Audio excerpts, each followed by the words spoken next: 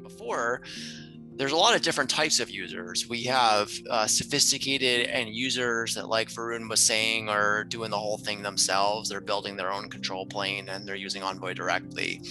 We have cloud providers that are offering cloud solutions that are based on Envoy. Some of them say that they're using Envoy and some of them don't.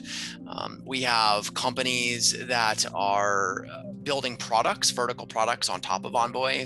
And that is across many different spaces, whether that be the edge serving space or the service mesh space or the security space. So there's lots of different companies that are building their technologies on Envoy. So it's really difficult to understand, how wide the reach of Envoy is today, because there's so many layers of Envoy usage. You as a company might consume a service that uses some other service that ultimately, through 3 layers of indirection uses Envoy. So it's really impossible. And being an open source project from the get-go, we don't do any usage tracking or anything like that. So it's really impossible to say. In terms of the future, I think it's an interesting question, because I get this question a lot about the future of Envoy. And I think that a lot of people assume that Envoy as a project wants to aspire to be something like Nginx or HA Proxy or similar software proxy. And again, I have nothing bad to say about those pieces of software. They've been around for a while, and they're very robust pieces of software that have hugely wide deployments. But at the same time, I think there's a push and pull, because Envoy gets a lot of credit for its feature set. And then one of the downsides of that feature set, similar to something like Kubernetes, is that it's a very powerful piece of software with a lot of different configuration knobs that requires a lot of expertise to actually use well.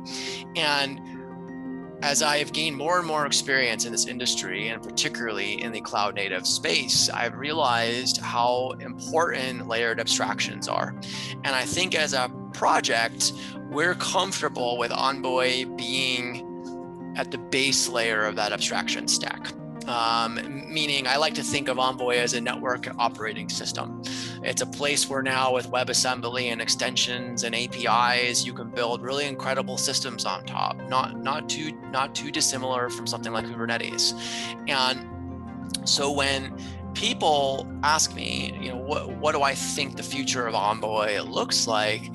My standard statement is, I think the future of Envoy, that Envoy is pervasive in terms of how widely it's used within the modern internet infrastructure, but I don't think most people are going to know that they're actually using Envoy.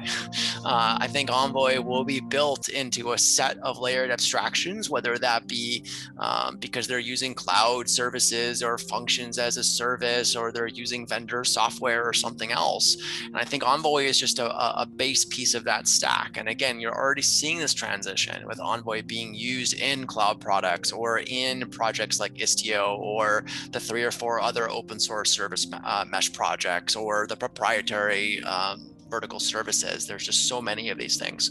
So in short, I think Envoy will continue to be pervasive. Some might argue that in modern high-scale infrastructure already is fairly pervasive, but I think it will continue to be more pervasive. But I think it's going to be at that base layer of the stack, and it's going to provide the building blocks that people use to build fairly sophisticated services on top.